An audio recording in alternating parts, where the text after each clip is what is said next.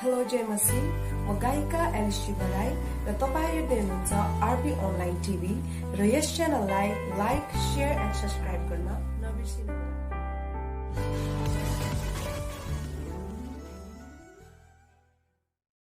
यो रिट्रिटको दुईटा थिम छ। त्यो चाहिँ हो के अरे, एउटा जवान मानिसले आफ्नो चालचलन कसरी सुधार राख्न सक्छ भन्ने, दोस्रो चाहिँ हामी जवान छ भन्दैमा कसैले तिमीले हेला गर्न नपर्छ। अनि मलाई जब यो बोलाउँदै थियो अनि मैले भने मेरो विषय चाहिँ के हो भन्दाखेरि मेरो विषय चाहिँ भद्रगोल अरे।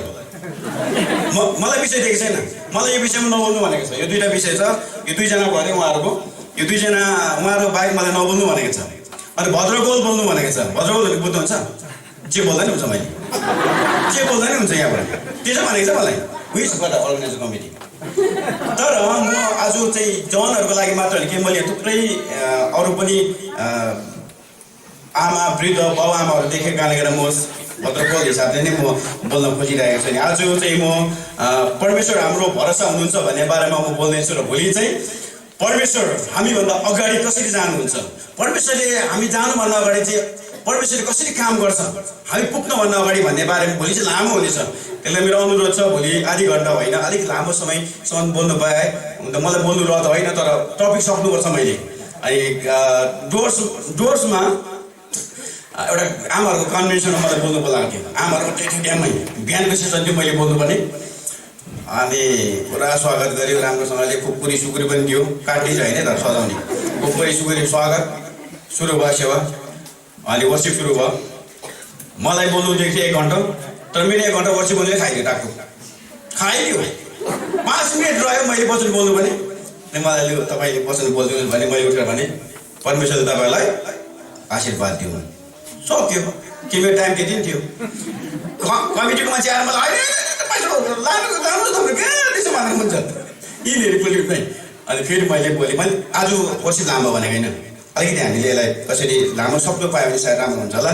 खाना 6:30 अरे, तर नसुताउनुहोस्। हामी म्याक्सिमम् मान्छेले 7 बजी 8 बजी नै खाना खान्छ। हामी आरामसँगले परमेश्वरको वचनलाई सुन्ने नै छौँ। अनि अघिदेखि हामी बिहानदेखि सुन्नेछौँ मानिसहरूले आफ्नो चालचलन कसरी सुधार राख्न सक्छ भन्दा चाहिँ परमेश्वरको वचनमा ध्यान दिएर, परमेश्वरको वचनले मात्रै मान्छेले जीवन दिन्छ। परमेश्वरको वचन चाहिँ शक्तिशाली, जुन परमेश्वरको वचनले चाहिँ हरेक मान्छेलाई जिउनको लागि आधार दिन्छ। त्यो चाहिँ परमेश्वरको वचन तपाईँले सुन्नै पर्छ। आज बेलुकी म भन्छु, तपाईँले एउटा के पाउनु भएको छ, यस्तो कसरी पाउनुभयो? ओ भाइ बाँड्नु, यो तपाईँले पाउनुहुन्छ। अहिले कतिजनाले पुग्छ, मैले अघि नै बाँड्नु भनेको थिएँ, उहाँहरू पनि वचन सुनेर मखै भएछ। यहाँ लेखेको छ, see I am doing a new thing. यसायाको किताब 43:19। यहाँ see I am doing a new thing. हेर म एउटा नयाँ काम गर्नेछु। मेरो विषय त यो होइन, तर म तपाईँलाई भन्दैछु हाम्रो चर्चको यो थिम हो। हामी हरेक यो हाम्रो चर्चको यो बुकमाको तपाईँले मुनिपट्टि ग्रेसिस कम्युनिकेसन देख्नुहुन्छ। हामी हरेक ठाउँमा चाहिँ हेर म नयाँ काम गर्नेछु भन्ने कुराको हामी घोषणा गर्छौँ।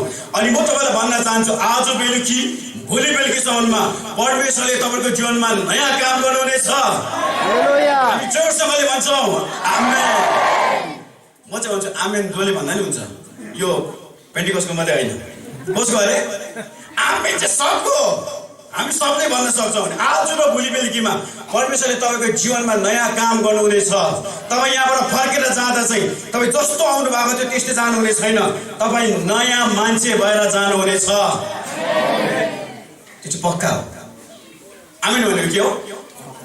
पक्का हो भनेको। यस्तै हो पनि भन्छ, तर म चाहिँ भन्छु आमेन भनेको चाहिँ के हो? पक्का हो, हुन्छै हुन्छ। अनि तपाईँ भोलि नयाँ मान्छे हुनुहुनेछ।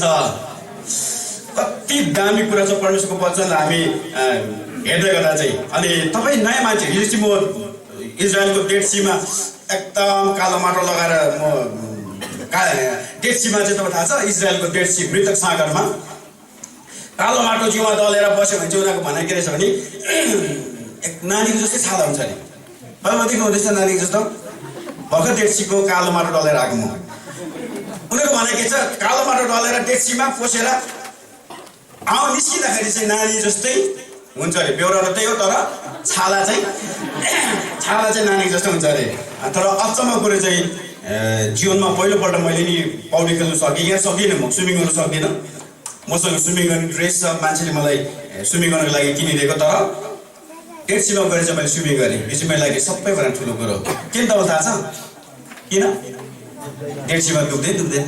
तपाईँको तान्नुहोस्, तपाईँ लडबडी गर्नुहोस्, पानीमाथि किसिम गर्नुहोस्, बाइबल पढ्नुहोस्, पत्रिका पढ्नुहोस्, मैले कहिले डुबेँ त कि? त्यो चाहिँ मेरो लागि एउटा नयाँ अनुभव थियो। प्रभुले आजको बेलुकी हाम्रो जीवनमा माग काम गर्नु थुप्रै कुरो म तपाईँलाई भन्न सक्छु। जवानहरू म्याक्सिमम् जवानहरू छ, जवानहरू देख्दा मलाई खुसी लाग्छ। मैले अघि पनि उहाँसँग मैले बात मार्दै थिएँ। जवानी जिन्दगी सबैभन्दा दामी जिन्दगी हो अनि हरेक मान्छेले जवानी जिन्दगीलाई मन पराउँछ। तपाईँलाई थाहा छ मैले मेरो जीवनको क्रिम टाइम चाहिँ मैले परमेश्वरको कामको लागि दिन्छु। क्रिम टाइमहरू बुझ्नुहुन्छ? मेरो छेउमा चाहिँ बोल्दा हुन्छ है, तर सोधेको कुरा पनि बोल्नुहोस्। अरूलाई कटाङ चाहिँ होइन। क्रिम टाइम भनेको बुझ्नुहुन्छ? क्रिम भने के हो? यस्तो डल्ले क्रिम होइन नि। क्रिम भनेको चाहिँ दुधको माथिको क्रिम हुन्छ नि, कति चाहिँ मिठो हुन्छ। तपाईँलाई चियामा मान्छेले फु गरेर भएन भने अम्लाले यसो सारेर सट्टै कपमा लागेपछि त्यो अम्ला के गर्छ? चाट्छ। मलाई थाहा छ, चाट्छ। यो नचाट्ने कोही छ? छैन, सबै चाट्छ। किन चाट्छ? त्यो मिठो हुन्छ त्यो क्रिम। कसले चाहिँ खानु सक्छ क्रिम भनेको चाहिँ त्यो हो। यो डल्ले क्रिम होइन। डल्ले क्रिम चाहिँ किसिमको डुप्लिकेट पनि आउन सक्छ, तर दुधको क्रिम चाहिँ डुप्लिकेट हुन्छ हुँदैन। हामीले कति कसैले भातमा लगाएर खान्छ, कहिले केमा लगाएर खान्छ। मैले मेरो जीवनको सबैभन्दा क्रिम टाइम चाहिँ परमेश्वरको कामको लागि दिएको छु। म 18 वर्षको हुँदा, मैले बार 18 वर्ष हुँदा म मिसनरी भएर म नेपालमा जाने मौका पाएँ। अनि आजसम्म मेरो सेवाकाईको 23 वर्ष भयो। कोही 23 वर्षको छ? तपाईँ 23 वर्षको उमेर त मैले मेरो सेवाकाई नै मैले गरिसकेँ। 23 वर्ष मैले मिनिस्ट्री गरेछु। अब सिल्भर जुब्ली मनाउँछ 2 वर्ष मात्रै छ। थाहा छैन मलाई, मेरो परिवारले मनाउँछ मनाउँदैन, तर चर्चले मनाउँछ भन्ने कुरा म विश्वास छु। अनि म भन्दै जान्छु, हामी परमेश्वरको वचन सुन्दै जान्छु। अनि धेरै दुष्टको कुराहरू भयो। हिजो मात्रै म सिएनआई चर्चमा उनीहरूको सिल्भर जुब्लीको लागि मलाई बोलाएको थियो। अनि बसिरहेको थिएँ अगाडि। अनि मलाई अचानक मलाई रेगडा चलेर म ढल्ने स्थिति पुगेँ। अनि म बस्नु पऱ्यो र म हतार म घरमा आउँदै थिएँ। हाम्रो मिङ्ग भाइ आएकाले मेरो अफिसको कामहरू सिधाउनु पर्ने। त्यो पछि म दबाई खाएर सुतेर म अहिले पनि अस्वस्थ छु। जे भए पनि हामी आत्मिक लडटामा छौँ। शैतानले हामीलाई थुप्रै कुरो ल्याउँछ, तर हामी स्वतन्त्र भएर परमेश्वरको वचन सुन्छौँ। मैले भन्दै गरेको कुरा चाहिँ मैले मेरो जिन्दगीको क्रिम टाइम मैले परमेश्वरको सेवाकाईको लागि दिएको छु। तपाईँहरू 18 वर्षमा कोही हुनुहुन्छ भने तपाईँको उमेरमा चाहिँ म सेवाकाईमा परमेश्वरले मलाई निकाल्नु भएको थियो। अनि 20 वर्षको हुँदा मलाई नेपालमा जबरजस्ती मैले उहाँसँग बात मार्दै पास्टरको लागि भनेर अर्डिनेसन गरेँ। मैले 20 वर्षको उमेरमा चाहिँ मैले थुप्रैले बप्तिस्मा दिँदै थिएँ नेपालमा। कैयौँलाई मैले बप्तिस्मा दिँदै थिएँ। यो मेरो मैले किन भन्दैछु भने चाहिँ तपाईँ जवानहरू जतिजना हुनुहुन्छ, तपाईँ लाग्छ होला मेरो जीवन अझै बाँकी कति छ मैले सेवा गर्नु, अझै कहिले आउँछ होला भन्ने तपाईँलाई लाग्छ भने तपाईँको जीवनमा आज राति नै परमेश्वरले काम गर्नुहुनेछ। अनि हरेकलाई प्रभुले उहाँको कामको लागि चलाउनु हुनेछ। आज मैले भन्दै गरेको कुरा चाहिँ, मैले बोल्नुपर्ने कुरा चाहिँ परमेश्वर चाहिँ हाम्रो भरोसा हुनुहुन्छ। भजन सङ्ग्रहको किताब तपाईँले हेरे 36 नम्बरको 5लाई पढ्नुभयो भने 5 र भजन सङ्ग्रह 36 नम्बर 5 र 6लाई हामीले पढ्यौँ भनेदेखिलाई चाहिँ यहाँनिर परमेश्वरको वचनले हामीलाई के भन्छ। अनि परमेश्वर चाहिँ हाम्रो भरोसा हुनुहुन्छ। हामीले परमेश्वरमा भरोसा किन गर्नुपर्ने भन्ने कुरा बारेमा हामी हेर्न सक्छौँ। भजन सङ्ग्रह 36 नम्बरको 5 र 6 यहाँ यसरी लेखिएको छ, हे परम प्रभु तपाईँको कृपा स्वर्गसम्म फैलिएको छ, तपाईँको विश्वसनीयता आकाशसम्मै, तपाईँको धार्मिकता विशाल पहाडहरू जस्तै छ, तपाईँको न्याय अगाध समुद्र जस्तै छ। हे परम प्रभु तपाईँले मानिस र पशुलाई जोगाइ राख्नुहुन्छ। आमेन। यहाँनिर हामी जम्मा 4वटा कुरा पाउँछौँ। परमेश्वरको वचन हेर्दै गर्दा चाहिँ हामी 4वटा कुरो पाउँछौँ।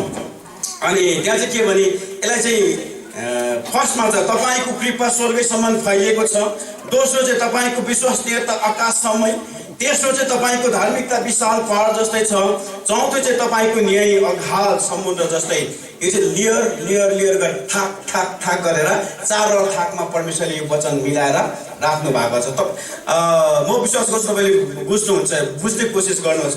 यो किताब पढ्दै भजन सङ्ग्रहको पुस्तकलाई पढ्दै गर्दा परमेश्वरले यहाँ 4वटा कुरो चाहिँ के गरिरहेछ अरे लेयर गरेर लेयरहरूको थाक गरेर राखेको छ। मलाई सुन्नु हुनुहुन्छ? परमेश्वरको वचन अनि यहाँ भन्छ उहाँ तपाईको कृपा चाहिँ स्वर्गसम्म फैलिएको छ अनि तपाईको विश्वासनीयता आकाशसम्मै फैलिएर रहेको छ। आजको दिन म तपाईलाई भन्छु, हामी तपाईँ जतिजना जवान हुनुहुन्छ, जवान भाइ बहिनी तपाईँहरू यहाँ बसिराख्नु भएको छ अनि हामी आजको संसारलाई हेर्दै गर्दा, हामी वरिपरि संसारलाई हेर्दै गर्दा चाहिँ हामी के देख्छौँ भन्दा चाहिँ अब संसार चाहिँ सक्यो भन्ने स्थितिमा छौँ। सायद 6 सेप्टेम्बरमा तपाईँलाई थाहा, सुप्रिम कोर्टले एउटा नोटिस पास गर्यो ताकि हर जेन्डरको मान्छेले जिउन पाउँछ भन्ने। आज के भन्ने त्यसलाई के भन्छ अर्को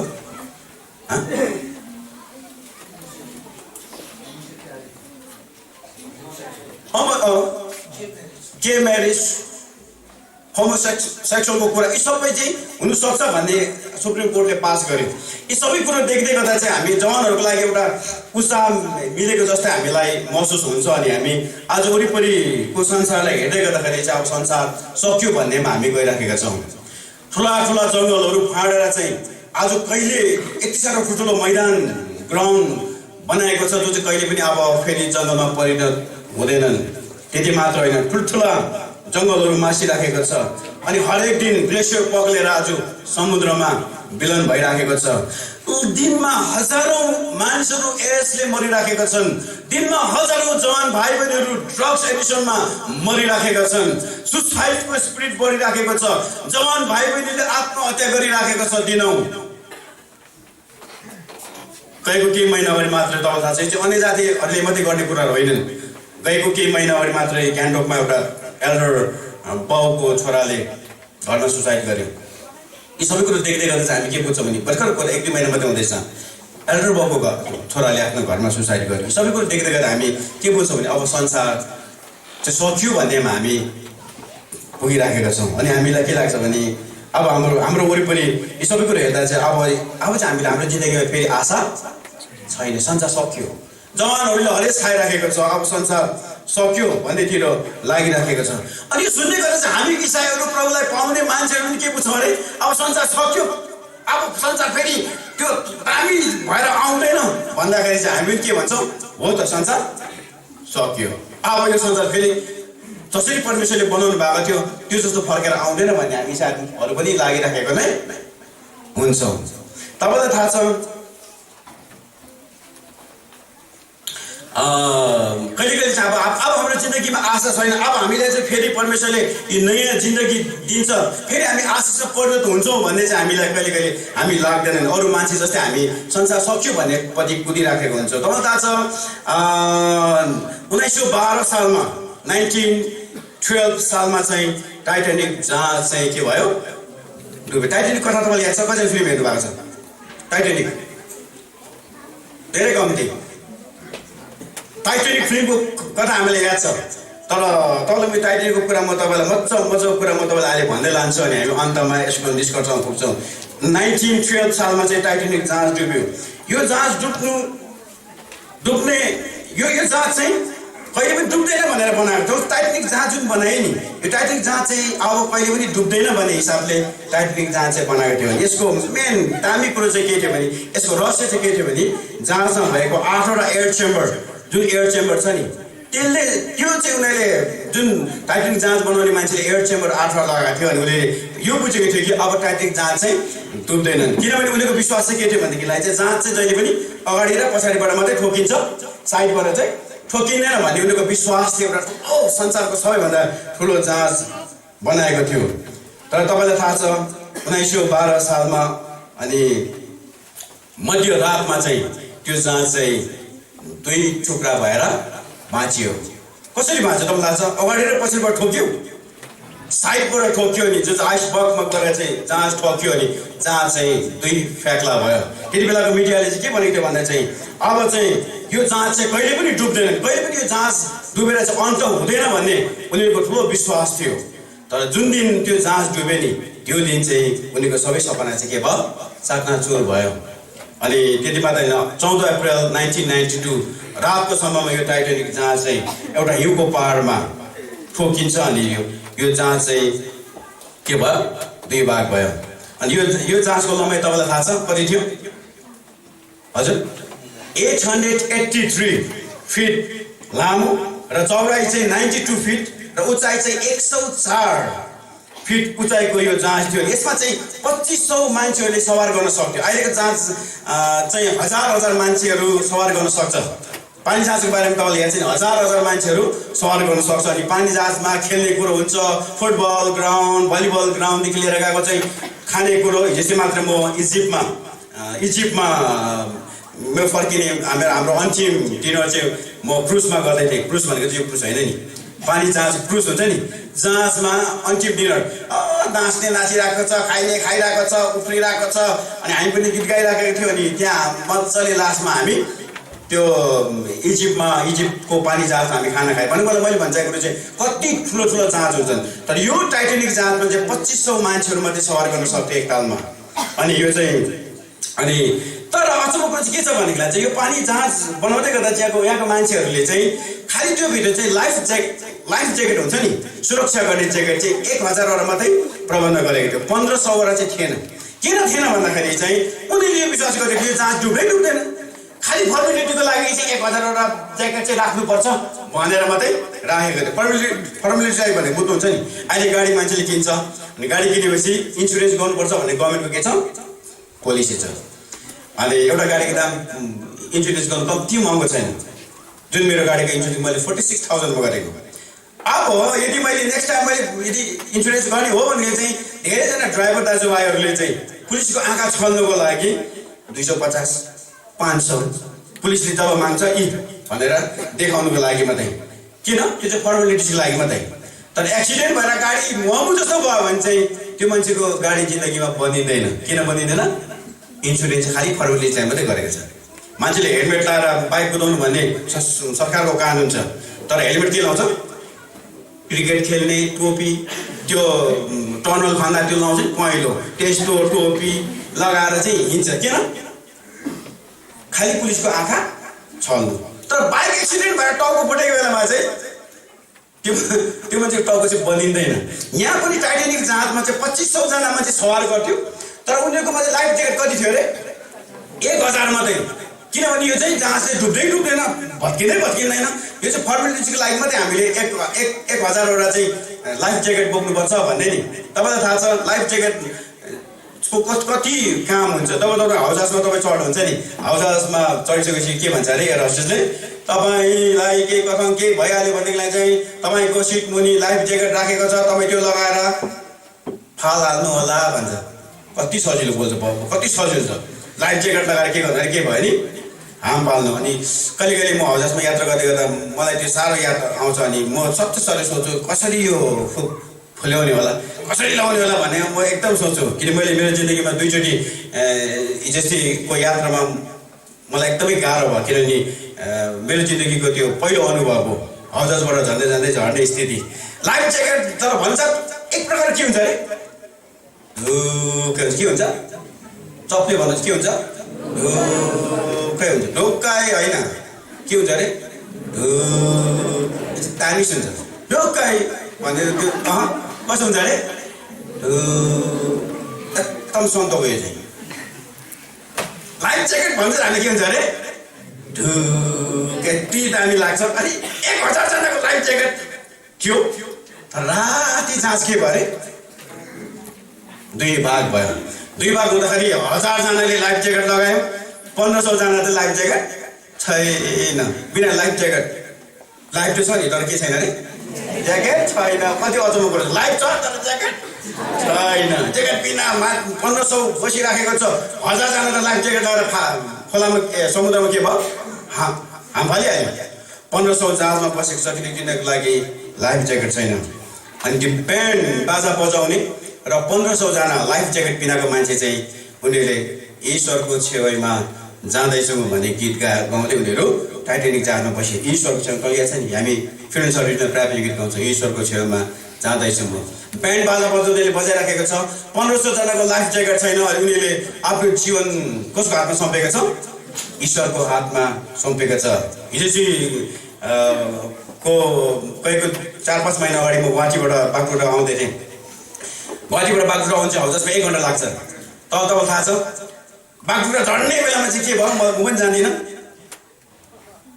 हाउजहास ल्यान्ड गर्न सकेन हाउजहासले फेरि आकाशमा उडायो अनि आकाशमा उडाउँदा चाहिँ यस्तो कालो बादल भित्र पस्यो माथि पुगेपछि चाहिँ अब हामी सबैजनाले आत्मसमर्पण गऱ्यौँ म आफै पनि यहाँ छु मैले पनि भने प्रभु यहाँबाट म गइहालेँ भने मलाई तपाईँले कहाँ लानुहोस् स्वर्गमा सबै नानीहरू चिलाइरहेको छ केटी मान्छेहरू कराइराखेको छ 1 घन्टा आकाशमा अझै माथि उडा हाउजहास झर्ला झर्ला झर्ला म पखेटाको छेउमा बसेको पखेटा यसो हेर्छु पखेटा झर्ला झर्ला झर्ला झर्ला अनि मैले भने प्रभु अब मेरो चाहिँ के रहेछ यो अन्तिम समय हो त तपाईँलाई थाहा छ यदि म त्यहाँ मरिहालेको भए म छिट्टो स्वर्गमा पुग्थेँ किन स्वर्गभन्दा अलिक तल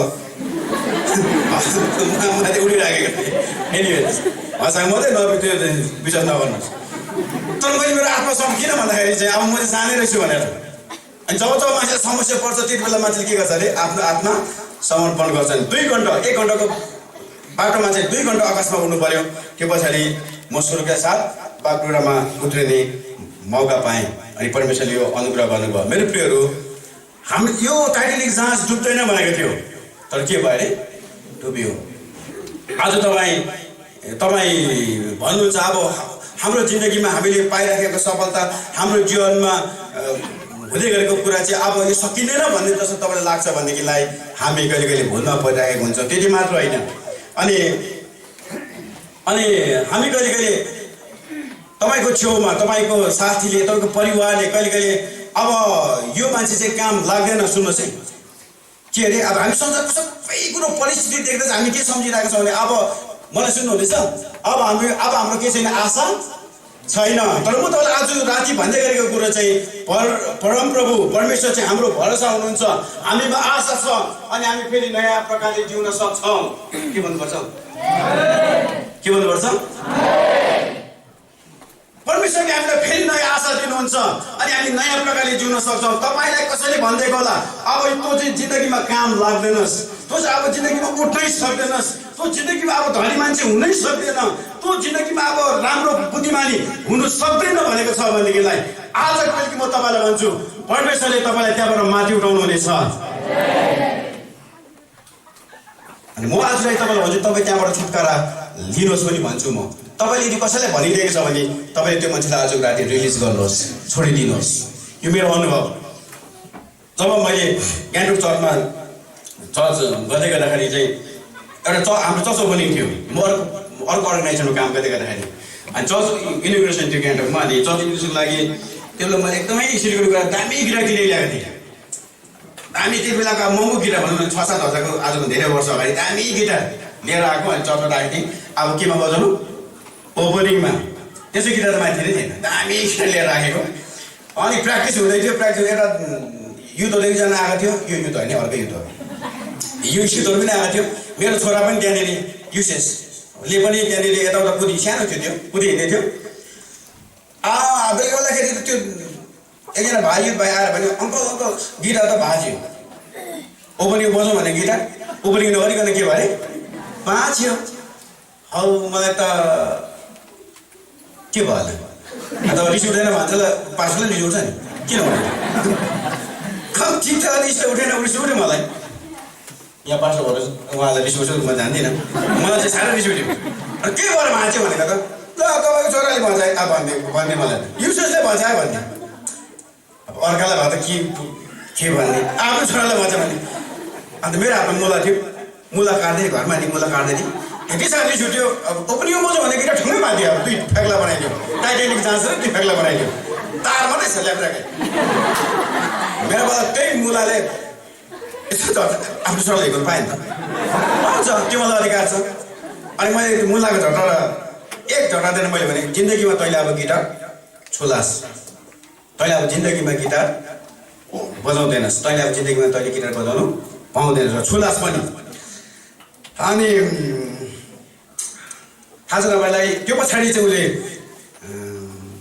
जिन्दगीमा गिटार छुने आँट गरेन सायद 2007 तिरको कुरा हो 8, 9, 10, 11, 12, 13, 14, 15, 16 सम्म उनले मेरो सरले गिटार छैन गिटारमा 0 थियो गिटारको त एबिसिडी पनि जान्दैन अनि हामीले चर्च सुरु गऱ्यौँ अनि गिटार बजाउनु यति साह्रो दुःख भयो, गाह्रो भयो। अनि त्यो पछाडि अल इन अल मै थिएँ, गिटार बजाउनुदेखि लिएर सबै मै थिएँ। मैले 2016सम्म गिटार चाहिँ आर्ट गरेन। किन? मैले श्रापै भन्नु, मैले के भन्छ, जिन्दगीमा तैँले गिटार नछुनु पनि र तैँले जिन्दगीमा गिटार बजाउँदैनस्। त्यो पछाडि हुँदै गयो। अनि एक दिन मैले रानीपुलमा सोल टाईको बारेमा पढाउँदै थिएँ। प्राणको बन्धन भन्ने एउटा विषय छ, त्यो म पढाउँदै थिएँ। अनि मैले पढाउँदै गर्दा मलाई रियलाइज भयो। अनि मैले त्यति बेला भने रानीपुलमा मैले एउटा चर्चमा पढाउँदै गर्दा चाहिँ एजी चर्चमा, अनि मैले त्यति बेला मलाई थाहा भयो, मैले मेरो छोराको लागि के भनेको छु, अब तैँले जिन्दगीमा गिटार बजाउनु पाउँदैनस्, तैँले छुँदैनस्। मैले त्यति बेला मैले पढाउँदै गर्दा मैले मेरो छोराको लागि मैले के गरेँ, रिलिज गरेँ।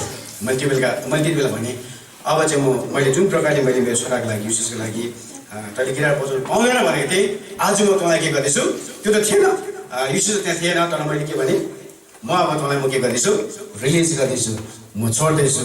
मैले एउटा बाउले तैँले सक्दैनस्, अब जिन्दगीमा तैँले गिटार बजाउनु पाउँदैन भनेको थिएँ, तर म आजको बेलुकी म तँलाई भन्छु, तर म रिलिज गर्छु, अनि म तँलाई छोड्छु, अनि तैँले अब जिन्दगीमा गिटार बजाउनु सुरु गर्नेछस्। यद्यपि युसुस थिएन त्यहाँनिर,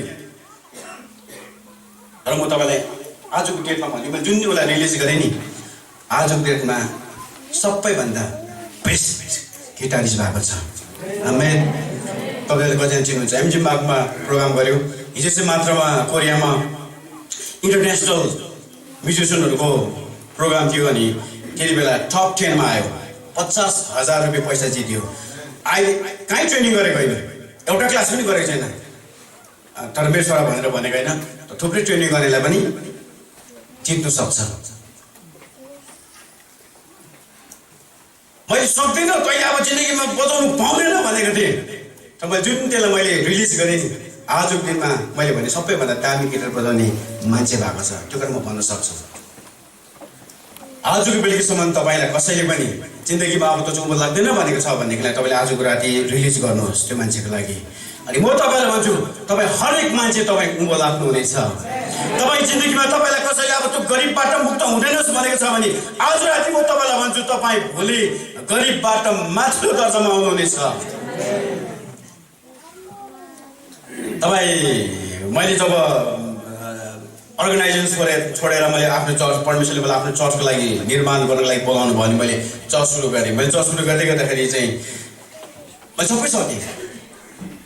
म 1996देखि मिनिस्ट्रीमा थिएँ, ठुलो अर्गनाइजेसनमा म काम गर्थेँ। 2010 अक्टोबरमा मैले त्यो अर्गनाइजेसनलाई छोड्नु पऱ्यो। अनि 2010 अक्टोबरमा मैले मेरो आफ्नो चर्च जब गान्तोकमा सुरु गरेँ, अनि सुरु गरेपछि मसँग के पनि थिएन, मैले सबै छोडेर आएँ। मैले विश्वास छोडेँ, सबै कुरो छोडेँ, म एक्लो भएँ। अनि मलाई मान्छेले के भन्यो भन्दा चाहिँ, अब पास्टर पल चाहिँ पागल भयो। सुन्नुहोस् है, म बार भन्छु म यो कुरा। मलाई के भन्यो मान्छेले, अब यो मान्छे पागल भयो। यो जुन अर्गनाइजेसनमा थिएँ, मसँग गाडी थियो, मसँग अफिस थियो, सबै थियो मसँग। मैले सब छोड्दाखेरि चाहिँ मलाई भन्यो, यो मान्छे पागल भयो, अब यो मान्छेको सेलेरी छैन, अब यो मान्छेले के खान्छ, अब यो मान्छेको पैसा हुँदैन, अब यो मान्छे के भयो, पागल भयो। मलाई एउटा दामी कुरो भन्यो त्यो मान्छेले, पास्टर पल चाहिँ अब के भयो अरे, जिरो भयो भन्यो। सुन्नुहोस् है, यो मान्छे अब जिरो भयो, सक्यो, हुनु पनि सबै सक्यो, सेलेरी त सबै सक्यो, जुन अफिसले दिने सेलेरी मेरो बन्द सबै सक्यो। र उसले भनेको कुराले मलाई ठुलो एउटा सास मिल्यो। आजसम्म पनि म जिउँदो प्रभु काम गरिराखेको छु। त्यो मान्छेले मलाई पास्टर पल पागल भयो भने म पागलै थिएँ, किनभने सबै सुविधा मैले त्यागेर म जिरोमा झर्नु पऱ्यो। त्यो मान्छे भने पास्टर पल चाहिँ के भयो, जिरो भयो। उसले पनि झन् जिरो भयो। मेरो नानीहरू दुईजना इङ्ग्लिस स्कुल पढ्दैथ्यो, मैले निकालेर गभर्मेन्ट स्कुल हाल्नु पऱ्यो। सुन्नुहोस्, कहिले म त कहिले अचम्म के लाग्छ भने नि, खाइ जस्तो लाग्छ। दुःख परेको बेलामा एउटा पास्टर आयो कि सिलगढीबाट नि, कसो हुन्छ अब पास्टर म तपाईँलाई भेट्न आउँदैछु भनेर फोन गरेँ कि, अब खेल्न आउँदा जिरो भएको बेलामा एउटा मान्छे भेट्न आउँछु भन्दा त आमा कसो हुन्छ। अब तिनी अब ठुलो पास्टर नि आयो अन्त सबै कुरो गरेर मैले खानासाना दिएँ, जिरो पनि खाना दिएँ, मैले खानासाना दिएँ।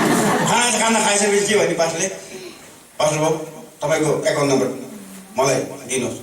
मैले कहाँ हुने पछि पर्ने मलाई थाहा छ, तर मैले भन्नु पऱ्यो कहाँ एकाउन्ट नम्बर भनेको तपाईँ कसो पासो भयो तपाईँ चढाउन नगरिकन दिनुहोस् पर्दैन भनेको जबरजस्ती 1 नम्बर मागेर लग्यो कस्तो होला सुन्नुहोस् 1 नम्बर मागेर लग्यो नि र आजको दिन चाहिँ त्यो 1 नम्बर एउटा 1 रुपियाँ पनि पसेको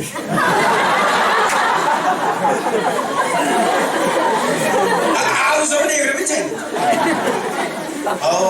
म चाहिँ भन्छु नभन्नु नि त तर हुन्छ नि त आज गएर ब्याङ्कमा चेक गर्यो छैन भोलि चेक गर्यो छैन 1 महिनादेखि मैले छोड्ने कतिले हाल्ने त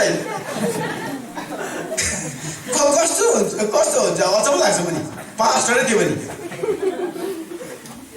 आजसम्म हालेको छैन अन्त आज म उसको मागौँ भन्दैछु तिनवटा एनिवे 0 भयो भने सबै सक्यो त मैले त्यो मात्रै भन्दै थिएँ परमेश्वरले मलाई 0बाट के गर्नुहुन्छ अरे माथि उठाउनुहुन्छ अनि म बारबाट भन्छु त्यही कुनै पनि शब्द चाहिँ कहाँबाट सुरु हुन्छ 0बाट सुरु हुन्छ एकचोटि 1 सुरु हुन्छ पहिला के आउँछ अरे त्यहाँबाट 9 पुगेपछि 10 बनाउनलाई के चाहिन्छ एउटा 0 1 0 एउटा 0 लाउँदा कति भयो अर्को 0 लाउँदा कति भयो अर्को 0 लाउँदा अर्को 0 लाउँदा कुरै नगर्नु लाग हुन्छ के को कारणले गर्दा 0 सबै सके पछाडि मलाई त्यो मान्छेले अब यो मान्छेको चर्च सक्यो आवश्यकै हुँदैन अब यो मान्छेले के गरी खान्छ अब यो मान्छेले लाउनु पनि सक्दैन लाउनु पनि पुग्दैन अब यो मान्छेको जिन्दगीमा केही हुँदैन भनेको थियो तर म तपाईँलाई भन्छु आजको दिनमा परमेश्वरले त्यहीँबाट मलाई उठाएर हाम्रो चर्चलाई माथि उठाउनु भएको छ अनि म त भन्छु हामी थुप्रै मिसनको काम गर्छौँ मिनिस्ट्रीको काम गर्छौँ त्यहाँसम्म परमेश्वरले हामीलाई गर्ने अवसर दिनुभएको छ मैले जब त्यो कुरा सुने अनि मैले त्यति बेला भने परमेश्वर पिता म चाहिँ अब 0 भएको छैन मैले अब खारेज गर्छु तपाईँले मलाई अब नयाँ बनाएर चलाउनु हुनेछ अघि हामीले तपाईँले हातमा पाउनु भएको छ नि see I am doing a new thing अनि परमेश्वरले मलाई यसरी भुइँचोको लागि एउटा ठुलो प्रेरणाको वचन हो मलाई परमेश्वरले भन्नुभयो हेर म नयाँ काम गर्दैछु त्यो हुन आउनेछ अनि परमेश्वरले हाम्रो जीवन हाम्रो मण्डलीमा परमेश्वरले काम गर्नुभयो आजको दिनमा परमेश्वर थुप्रै मान्छेहरू दिनुभएको छ तपाईँ जवानीहरूको सँग थुप्रै छ अनि प्रभुले प्रशस्त मात्रामा दिनुभएको छ त्यो मान्छेले मलाई यसरी भनेको थियो अब यो मान्छेले के गर्छ होला भनेको थियो तर आज म सब कुछ गर्न सक्छु येशू ख्रीष्टको नाममा त्यो मान्छे अब उसले भनेको थियो हाम्रो यस्तो बिल्डिङ हुने 4 तला झन्डै 4.5 तला बिल्डिङ यो 4 तला बिल्डिङ यो मान्छेले छोडेर गयो अब यो मान्छेले जिन्दगीमा यो मान्छेले चर्च बनाउनु सक्दैन भनेको थियो आज एकदमै मेला दामी नि हो दामी चर्चमा बसेर म आफ्नो चर्च हो क्यान्टोक जस्तो जग्गामा अहिले आफ्नो चर्च बनाएर बस्नु चाहिँ मामुली कुरो थिएन आज 30 वर्ष 40 वर्ष चर्च गरेको मान्छे सब रेन्टमा गरिराखेको छ अनि चर्चको लागि त म यो भन्दै जान्छु अब सुन्नु चाहिँ मजा लाग्छ मलाई नि कहिले कहिले नि चर्च हुँदैन भनेको थियो अनि चर्च किन्नको लागि यति साह्रो कोसिस गर्यो यति साह्रो कोसिस हामी प्रार्थना गर्यौँ एउटा घरमा गर्थ्यौँ सानो पहिला चाहिँ हाम्रो चर्च कस्तो थियो यस्तो थियो सानो भन्दै बिसानो चढ्ने तर त्यो चर्चमा नि हामी क्रिसमस मनाउँथ्यौँ अनि कोही बेला पुलपिट उता कोही बेला पुलपिट फेरि यता ल्याउँथ्यो के गरेको थाहा छ नयाँ बनाएको अर्को हल त छैन तर त्यसो गरेर मजा लाग्दो रहेछ क्या पहिला उता थियो पुलपिट कति महिना सेवा गरेपछि होइन यो साह्रो पुरानो हो यता सानो यता साह्रो नयाँ जस्तो लाग्दो छ नि आमा वचन बोल्नु फेरि मजा आउने कति महिना तर तपाईँलाई थाहा छ मैले त्यही दिन जुन दिन मैले चर्च मेरो चर्च चाहिँ पहिला सुरुमा चाहिँ मोबाइल चर्च थियो मोबाइल चर्च भनेर बुझ्नुहुन्छ मोबाइल भने के हो अरे फोन अरे मोबाइल भने फोन हो को फोन भन्ने हात उठाउनुहोस् मोबाइल भने फोन हो मोबाइलको अर्थ के हो घुम्ने भनेको हिँड्ने यताउता डुली हिँड्ने भनेको मोबाइल भनेको चाहिँ घरमा ठिकै कहिले कहिले गाली गर्छु घरमा फोन गर्छु फोन उठाउँदैन कहाँ छ फोन त कुन कहाँ छोड्यो मोबाइल भनेको त्यो छोड्यो मोबाइल बोकेर हिँड्यो हिँड्ने भनेको मोबाइल भनेको त्यो हाम्रो चर्च मोबाइल चर्च थियो यहाँ उसो तँ यहाँ 4x6 को एउटा क्यारीमेट थियो भुइँमा ओछ्याउने एउटा कालो गिटार आज यो सन्डे यो घरमा अर्को सन्डे अर्को घरमा तर त्यो दामी चाहिँ मोबाइल चर्च संसारमा हाम्रै मात्रै होला मोबाइल चर्च अरूको छैन घुम्दै चर्च गर्नु भने नि अब सेवा गरेको जस्तो अब साँच्चै नै त्यो मान्छेले त अब तिमीहरूको चर्च हुँदैन सक्यो भनेको थियो अनि हुँदै थियो हामी मोबाइल चर्च गर्थ्यौँ नि मैले जुन दिन चर्च सुरु गरेँ मैले त्यो दिएछु भनेर घोषणा गरेँ परमेश्वरलाई अबको केही साल बादमा चाहिँ हाम्रो आफ्नो चर्च हुन्छ भनेको थिएन यहाँलाई थाहा छ मैले भने विश्वासीलाई तब छुट्टा गर्नु पर्दैन हाम्रो आफ्नो चर्च हुन्छ हुन त मेरो सपोर्ट दिनु पनि नसक्ने स्थितिमा त्यो चर्च तर मैले भने हाम्रो आफ्नो चर्च हुन्छ हामी आफ्नो चर्चमा सङ्गति गर्छौँ यो क्यारिमेट स्यारिमेट हामीलाई माराबली हुन्छ एक दिन। अनि हाम्रो आफ्नो साउन्ड सिस्टम हुन्छ, हामी हरेक कुरा हामी गर्न सक्छौँ।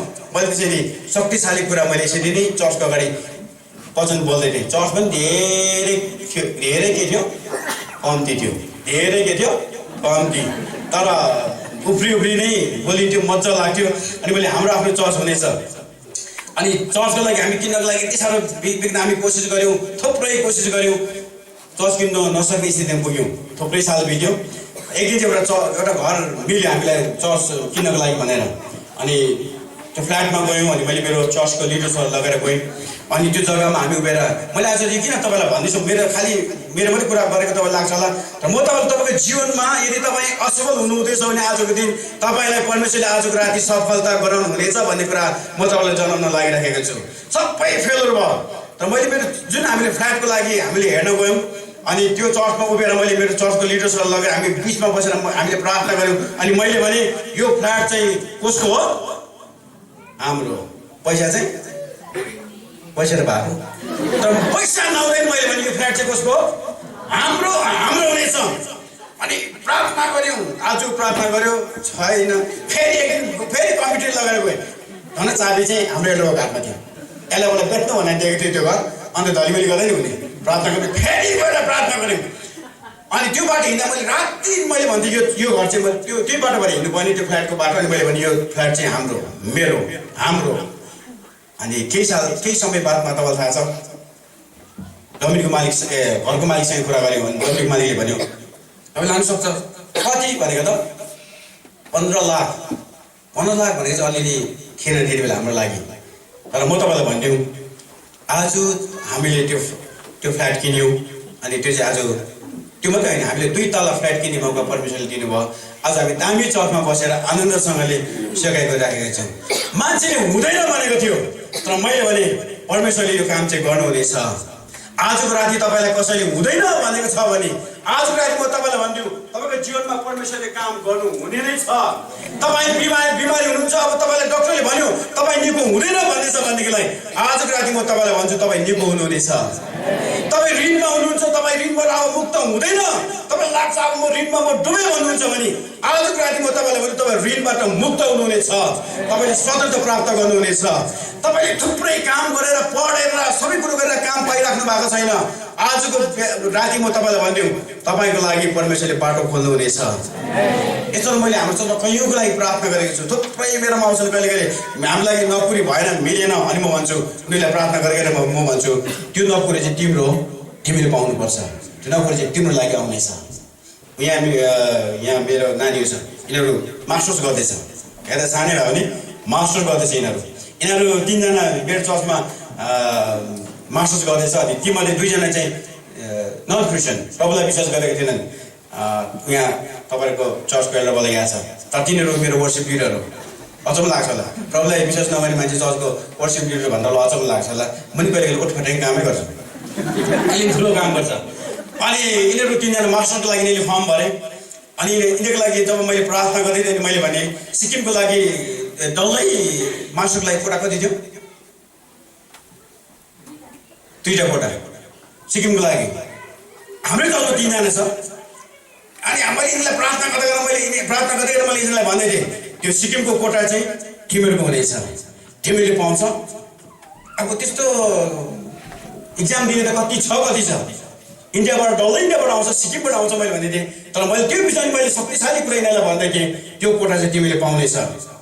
अनि यिनीहरूले इन्ट्रेन्स त्यो बस्यो, टाइम बितेको। अनि मैले एक दिन यिनीहरू हरेस हुन्छ होला भनेर मैले बोलाएर यो चाहिँ भने यदि तिमीहरूको यहाँनिर मास्टर्सको युनिभर्सिटी मिलेन भने भनेको थिएँ मलाई। यिनीहरूले के भन्यो, यिनीहरूबाट 2 जना अझै प्रभुलाई विश्वास गर्दै गरेको तिनीहरूले मलाई भन्यो अङ्कल हाम्रो लागि चाहिँ सपोज छँदै छैन।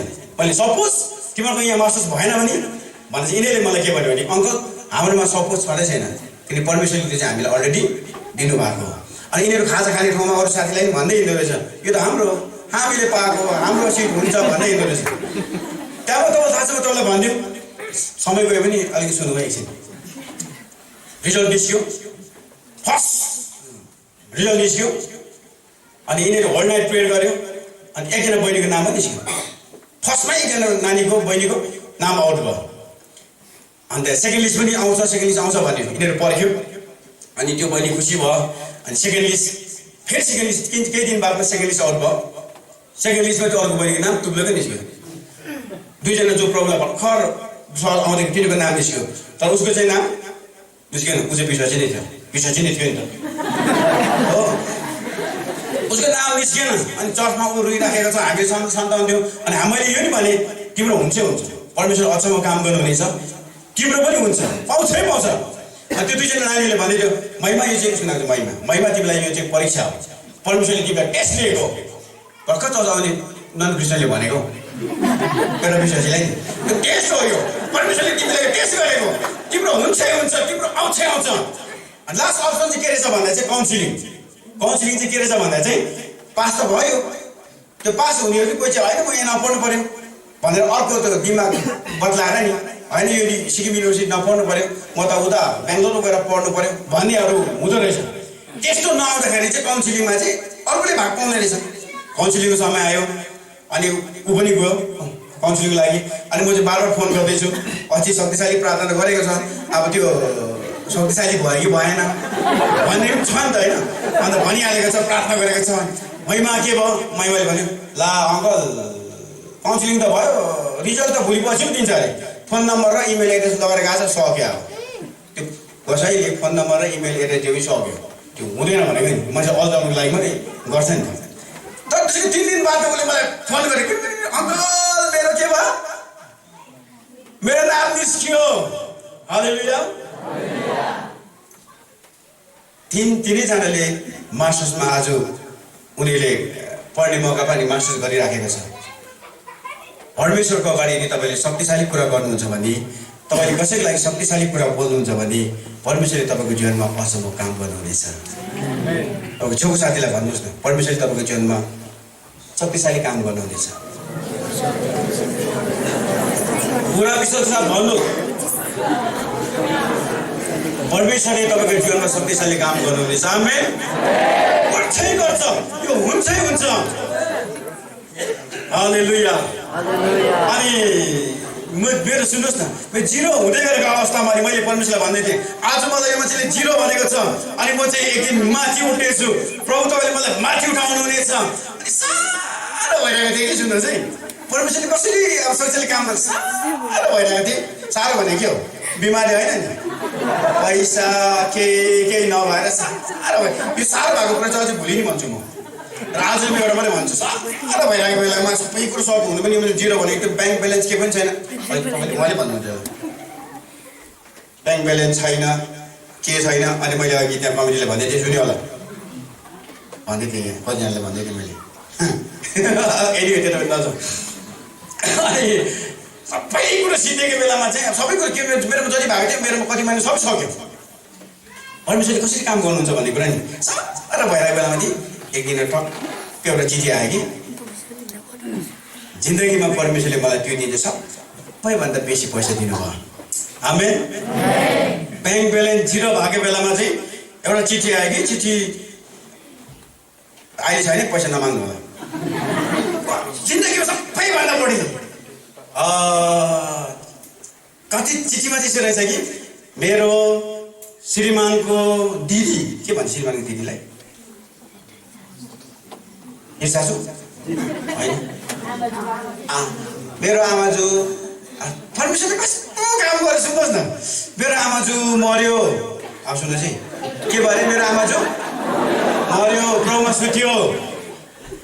सुत्यो अनि उसको अन्तिम सेवा भयो अनि अन्तिम सेवा भए पछाडि चाहिँ पैसा उसै उठ्दैन उठ्छ नि कसले भनेको छ हाम्रो कुनीको मरेर कुनी गरिसक्नु ना बाबा भने अन्त अनि फिनल सर्भिस भयो सबै कुरो भयो अनि सुन्नुहोस् न उनीहरूको चाहिँ मान्छे मरिसके पछाडि चाहिँ पैसा चाहिँ कसैलाई दिनुपर्ने त्यस्तो हुँदो रहेछ बाहिर कुरा गरेँ कि अनि मेरो आमा चाहिँ मऱ्यो अनि फिनल सर्भिस सबै कुरो भयो पैसा सबै कुरो उठ्यो अनि यो चाहिँ तिमीलाई चाहिँ के को नाममा मान्छे मरेको नाममा हौ मैले एकछिन दङ्गै परेँ कति भन्दा त नि भनिदिउँ भनौँ जाँदै 4,28,000 कतिको छेउ छ आमा जिरो भएको बेलामा त 4 लाख भन्दा त म नि एकताल के भयो हिजो सेनाई चौधमा झन्डै लडेको छ भाइ नि हौ के को नाममा मान्छे मरेको नाममा हो प्रभुले काम गर्नु चाह्यो भनेदेखिलाई चाहिँ जिउँदोको नाममा मात्र होइन परमेश्वरले मरेको नाममा पनि परमेश्वरले काम गर्नुहुन्छ यो चाहिँ परमेश्वरको काम हो म चाहिँ मरेको नाममा कस्तो पर्नु भएको छ कहिले यसो म कयौँ भन्छु त सकेँ अब नमाग्नु होला यसको मतलब रहेछ भनेर फेरि अर्को परमेश्वरले कसरी काम गर्नुहुन्छ अनि त्यो शक्तिशाली कुरा हो मलाई के मान्छेले जिरो भयो भन्दाखेरि म चाहिँ म त जिरो भएछ अब सक्यो भनेर घरमा छुट्टी भएर सकेको मैले त्यो जिरो भागलाई चाहिँ मैले भने त्यो जिरोलाई चाहिँ परमेश्वरले लाखौँमा परिणत गर्नुहुनेछ अनि म चाहिँ माथि उठ्छु भनेको चाहिँ परमेश्वरले आज मलाई उठाइ नै राख्नु भएको छ त्यो परमेश्वरको कुरा हो हुनु पनि सबै कुरो सकेको थियो मैले अब त्यो भन्ने मैले भन्छ कि चाहिँ हामीले भन्ने कुरा जुन बोल्ने शक्तिशाली बोल्ने कुरा चाहिँ हामीले घोषणा गर्नु सक्छौँ यही चलबाट मैले एक दिन बोल्ने कुराको बारे मैले प्रचार गरेको थिएँ हामीले घोषणा गर्ने कुरो चाहिँ भन्न सक्नुपर्छ तपाईँको सोचाइ चाहिँ तपाईँ परिणत गर्नुहोस् तपाईँ माथि आउनुहोस् अहिले हुन्छ होला अब सक्नु हालेको छ तपाईँ घोषणा गर्नुहोस् शक्तिशाली कुरा बोल्ने कोसिस गर्नुहोस् मैले मेरो जिन्दगीमा मैले यसै सोच्थेँ मैले हिजो मिङ भएपछि हामी 9 बजी बसेर हामी बात गर्दै थियौँ मैले सोचेँ के थियो हामी राम्रो लुगा लाउनु सक्दैनौँ म त यहाँ भिरगोमा हुर्केको मान्छे त्यो पछाडि तपाईँलाई थाहा छ मैले हिजो कुरा मैले राम्रो शिक्षा हासिल गर्न सकिनँ कति वर्ष त नानी गोठाला गरेको हिजो मैले भन्दै थिएँ नानी यहाँ को छ मैले हुर्काएको नानी उही छ चस्मा लगाएर बसिरहेको छ नानी गोठाला तपाईँ विश्वास गर्नुहुन्छ चोबालाई मैले हुर्काएको जेनी भन्ने छ जेनीको गोठाला म नानी गोठाला त्यो दिनको कुरा गर्दा नि अनि परमेश्वरले मसालाई यसरी भनी पनि छुँगेको छु परमेश्वरले मसालाई यसरी भन्नुभयो सरी इजरायलले यसरी भन्नुभयो तिमीले युडी झुब्रोबासको चाड मनाउनु त्यसरी तिमीले नबिर्सिनु भन्नुभयो अनि म नि बेला बेला झुब्रोबासको चाड चाहिँ मनाइबस्छु झुब्रोबासको चाड भन्ने बुझ्नुहुन्छ इजिप्टबाट मिश्र देशबाट इजरायलहरू खै त लामो मलाई भन्नु त सुन्नुहोस् है मिश्र देशबाट इजरायलहरूलाई ल्याउँदाखेरि चाहिँ कति दुःख थियो अनि परमेश्वरले भन्नुभयो त्यो दुःख चाहिँ तिमीले झुब्रोबासको चाड भन्ने के हो त्यो दुःख चाहिँ तिमीले बेला बेला सम्झिनु नबिर्सिनु म पनि बेला बेला झुब्रोबासको चाड मनाइबस्छु बडो दुःख अनि मेरो सोचाइ के थियो अब चाहिँ म उकालो उठ्नु सक्दिनँ होला मैले मेरो लागि ब्रान्डेड लुगा म जिन्दगीमा लाउनु सक्दिनँ मेरो सोचाइ रात दिन के थियो सेकेन्ड ह्यान्ड बुझ्नुहुन्छ जहाँ गयो पनि मेरो दिमाग के हुन्थ्यो सस्तो सिलगढी गयो भने हत्तु मार्केट एसिडीको पल्लोपट्टि दिमाग सिलगढी जहाँ लुगा किन्दै भन्छ ठ्याक्कै दिमागमा आइहाल्छ कहाँ हत्तु मार्केट एसिडीको पल्लोपट्टि कहाँ गएर लुगा किने भन्छ फाटे जवाब दिइहाल्छ हामी बोलाइ कहाँ एसिडीको पल्लोपट्टि 100, 150, 200 कति लुगा लाउने घडीको कुरा गर्नुहुन्छ भने 200, 50 भने त्यो यस्तो पुगेर ल्याउँछ नि त्योभन्दा उकालो के पनि मैले जिन्दगीमा कति लगाएँ त्यस्तो घडीमा सोचाइ कुरा गर्दैछु मैले यदि हाम्रो सोचाइलाई परिणत गरेनौँ भने नि हामी जिन्दगीमा कहिले माथि उठ्न सक्दैनौँ परमेश्वरले हामीलाई माथिल्लो दर्जामा राख्नको लागि परमेश्वरले हामीलाई बनाउनु भएको हो हामी तल होइन अनि रात दिन मेरो दिमाग के थियो सिलगढीको 100 रुपियाँ गोडाको टिकटिके गरी पिलपिले गरी अनि सेकेन्ड ह्यान्ड हत्तु मार्केट जहाँ जाँदा पनि तर मलाई एउटा मान्छेले यसरी एउटा शब्द बोल्यो त्यो वचनले मेरो जिन्दगीमा जीवनै परिवर्तन गर्यो काठमाडौँमा गएका थियौँ एउटा सेवाकाईमा अनि मसँग अरू 500 साथीहरू पनि थियो अनि बेलुका चाहिँ काठमाडौँ गाउँ थाहा छ चोर बजार लाग्छ चोर बजार चाहिँ के हो एकछिन यसो हेऱ्यो प्लास्टिकमा जुत्ता ट्याप्पै राखेको हुन्छ कि 5 मिनट हेर त्यो त कहाँ जान्छ त्यो चाहिँ के गर्छ कहाँबाट जुत्ता टिपी लिएर त्यहाँ बेच्दो रहेछ कि पुलिस आएको देखेर किनौँ ल भनेर अघि त्यो परबाट प्लास्टिक राखेर बसिरहेको फेरि त्यहाँ गएर पुलिस आयो कि भाइ आयो त्यो कुदी हिँड्ने नि यस्तोमा गएको त आमा सेकेन्ड हिँड्ने अब कहाँबाट चोरी ल्याएको सेकेन्ड ह्यान्ड अब दिमागै त्यसो नि त अब के छ दिमाग खालि सेकेन्ड राम्रो त किन्नु सक्दैन अन्त गएको त जुत्ता ट्याम्मै रहेछ मैले भने अब म त जुत्ता किन्छु किनभने त्यहाँ 150 रुपियाँमा दामी जुत्ता पाउँछ त्यो अब सेकेन्ड ह्यान्ड नि अन्त मेमा छान्नु थालेँ जेसो अब सिक्किम आएर कहिले देखेछ क्या पो त्यो 150 हो सेकेन्ड ह्यान्ड सिक्किममा त मेलाई त अरूलाई त दामी नयाँ हुन्छ जुत्ता पनि छान्दै थियो त्यो मान्छेले मेरो साथीले भन्यो बस्नु यो सेकेन्ड ह्यान्ड भने चाहिँ तपाईँको दिमागबाट हटाउनु अनि परमेश्वरले तपाईँलाई माथिल्लो दर्जामा लानुहुन्छ। अनि त्यति नै बेला मैले मेरो सेकेन्ड ह्यान्ड चाहिँ खाली राखेर आएँ। आमेन।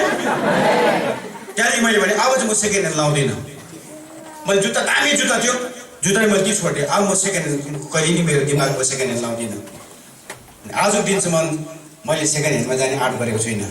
तपाईँलाई भनिदियो, मैले सोच्थेँ म यति महँगो लुगा लाउनु यति महँगो कुरा लाउनु सक्दिनँ भन्ने मेरो सोचाइ थियो। परमेश्वरले काठमाडौँको एउटा ठाउँमा राति यति नै बेला चाहिँ परमेश्वरले मेरो जीवनलाई, मेरो दिमागलाई, मेरो सोचाइलाई परमेश्वरले परिवर्तन गरिदिनु भयो। आजको दिनमा म भन्छु परमेश्वरले तपाईँलाई मलाई सबैभन्दा बेस्ट कुरो दिनुहुन्छ। आमेन। अरे परमेश्वर हाम्रो राजा पनि महाराजाको छोराछोरी, राजा पनि महाराजाको छोराछोरी खालि सेकेन्ड ह्यान्डमा मात्रै कुद्ने लाउँदा नि मेरो फरक केही छैन भन्नु खुसी हो। हामी जब हाम्रो सोचाइलाई परिवर्तन गर्छौँ नि प्रभुले हामीलाई माथि उठाउनुहुन्छ। अनि हिजो मेघा भाइले मैले टक्कै मेघा भाइ मेरो उपदेश बोल्दा ठक्कै हेरेदेखि मैले फ्याटै निकालेर एउटा सुट दिएको थिएँ। मैले मेघा भने यो चाहिँ 3 लाखको सुट हो भनेर मैले मेघा भाइले हेरेको हेरेन मेघा भाइ कोरियन वोन 3 लाख। त्यो मेरो जिन्दगीमा त्यो जस्तो ठुलो आशा चाहिँ केही पनि होइन। म त्यसलाई आशा कोरियन वोन 3 लाखको सुट हो। एउटा मान्छेले मलाई 3 लाखको कोरियन वोन कोरियन लाग्यो 3 लाखै हो नि त। 3 लाखको सुट भन्छ चाहिँ मेरो सेकेन्ड दिमागलाई मैले जब हटाएँ नि परमेश्वरले सबैभन्दा बेस्ट कुरो दिन लाग्नुभयो। आज म तपाईँलाई भनिदिउँ, यदि तपाईँको जीवनमा तपाईँले सेकेन्ड ह्यान्डलाई हटाउनु तपाईँको हुँदैन भन्ने कुरालाई हटाउनुहुन्छ, तपाईँलाई आजको राति परमेश्वरले माथिल्लो दर्जामा राख्नुहुन्छ। अनि तपाईँ हरेक मान्छे तपाईँ माथिल्लो दर्जामा उठ्नुहुनेछ। परमेश्वरले तपाईँलाई हरेक नयाँ कुरो दिनुहुनेछ। परमेश्वरले तपाईँलाई हरेक बेस्ट कुरो दिनुहुनेछ। त्यसलाई समात्नु चाहिँ सक्नु पर्यो। अनि आजको राति म तपाईँलाई भनिदिउँ, हामी वरिपरि हेर्दै गर्दा संसारको थुप्रै कुरो हेर्दै गर्दा अब हामीलाई हुँदैन, अब हामी सक्यौँ, अब हामी उँभो लाग्दैन, हाम्रो चर्च उँभो लाग्दैन, हाम्रो युथहरू उँभो लाग्दैन। तपाईँले प्रार्थना भन्दै गर्नुहुन्छ होला, लिडर्सहरूले कति प्रार्थनामा भन्छ होला हाम्रो जवानहरू उँभो लाग्दैनन्, हाम्रो बाबुआमाहरू अब उँभो लाग्दैनन्। जति नै हुर्काए पनि 3 पानी खानु छोड्दैन, जति नै सुकामा हिँडाए पनि नालीमा लाउनु छोड्दैन, मेरो श्रीमान सेवा जाँदैनन्, मेरो श्रीमती सेवा जान मान्दैनन्, मेरो जवान भाइ पनि आज ड्रग्समा बसिराखेको छ। तपाईँको जीवनमा यदि चलिरहेको छ भने आजको राति म तपाईँलाई भनिदिउँ, परमेश्वरले चाहिँ भन्छ मलाई यो कुरा थाहा छ। अनि यो चाहिँ अब त्यो चाहिँ नयाँ कुरोमा परिणत हुनेछ। तपाईँको बुकमा भएन see I am doing a new thing. परमेश्वरले भन्नुहुन्छ हेर म नयाँ काम गर्नेछु। अनि आजको राति त्यो काम हुनेछ। अनि हरेकको जीवनमा परमेश्वरले आजको राति नयाँ काम गर्नुहुनेछ। तपाईँ अब पुरानो मान्छे भएर फर्कनु हुने छैन। प्रभुले तपाईँलाई नयाँ मान्छे बनाएर यहाँबाट लाँदै हुनुहुन्छ। अनि तपाईँको हरेक पुरानो कुरालाई तपाईँले आज राति छोड्ने कोसिस गर्नुहोस्।